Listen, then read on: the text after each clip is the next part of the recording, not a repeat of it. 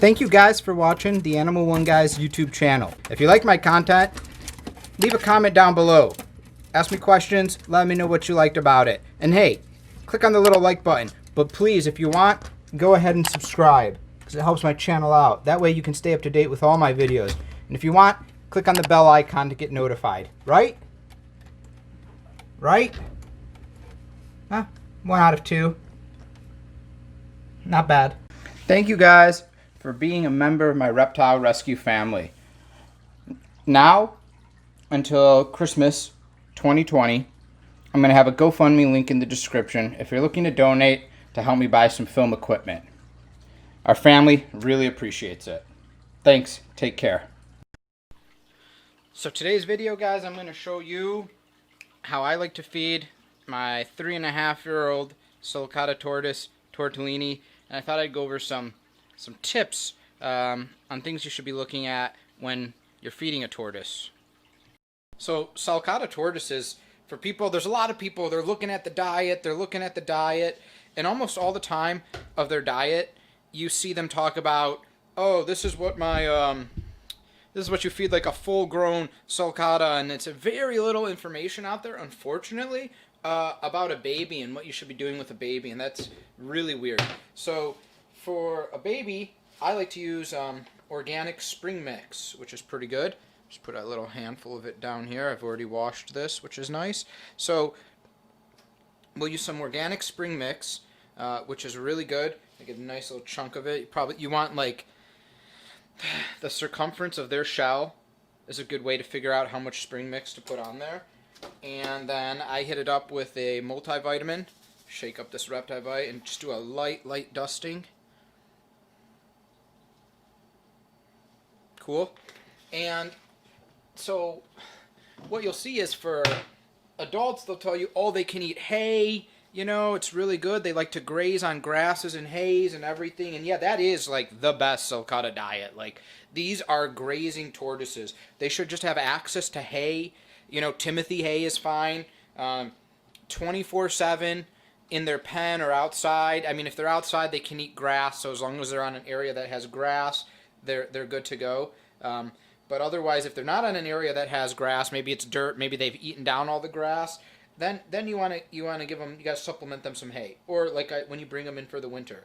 So boom, we do that, and then I like to top the meal off with a couple berries. In this case, I'll put 3 blackberries. I just get what's on sale. I went to Meijer. They had 6-ounce blackberries. You know, this is your dream here. 6-ounce blackberries for $1 a container. And that's really, when you guys are rescuing reptiles, you work the sales. So you like variety. So, hey, raspberries were on sale last week. I got a thing of raspberries. This week it's blueberry. Next week it's blackberries. And you get them and you move on. So here is her nice dinner.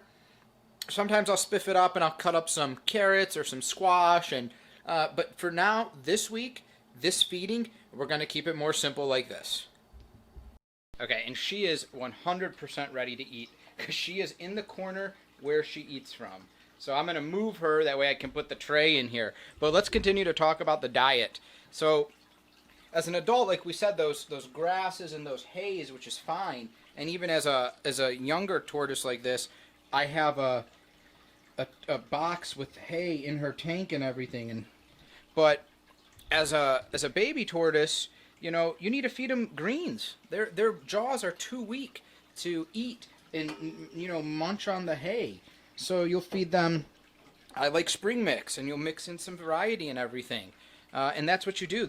This is what you should be feeding a baby sulcata. And just look at her. Look at her. She's ready. She's happy. Wide eyes. Ready to eat. Sniffs it out. So I'm just going to shut up, and I'm going to let you guys enjoy the cuteness of tortellini just munching away here, all right? All right.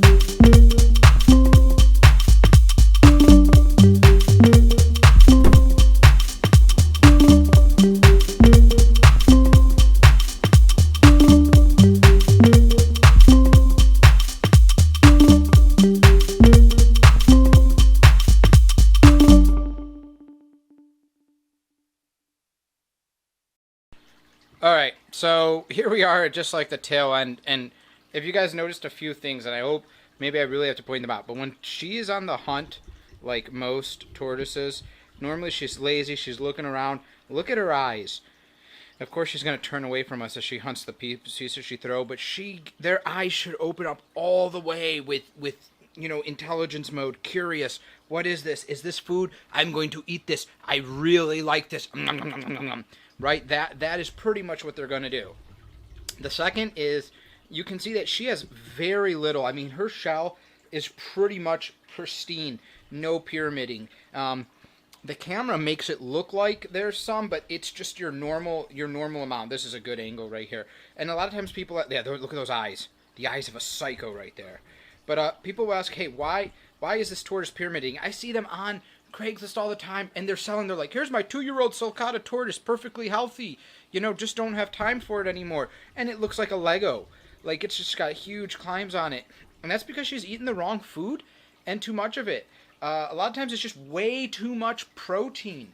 Their shell will grow way too fast, and they grow, guys, from those little pieces in the middle. See those little white pieces? That's where the shell's growing out, right? And in fact, some people ask, hey, is this kind of like a tree where you can look at their shell and kind of figure out how old the tortoise is? Kind of. Not as simple as counting the rings in a tree, although you're never able really to count them when the tree is like really old because the rings are like all on top of each other and you could never figure it out accurately, but that's okay. But so if she's eating, so people will say, hey, these guys can eat animal protein. She will eat a pinky mouse. She will eat meat. They will pretty much chow through whatever they desire. And the problem with that is then they'll have too much protein and their shell will just turn into a Lego, and it's not healthy for them.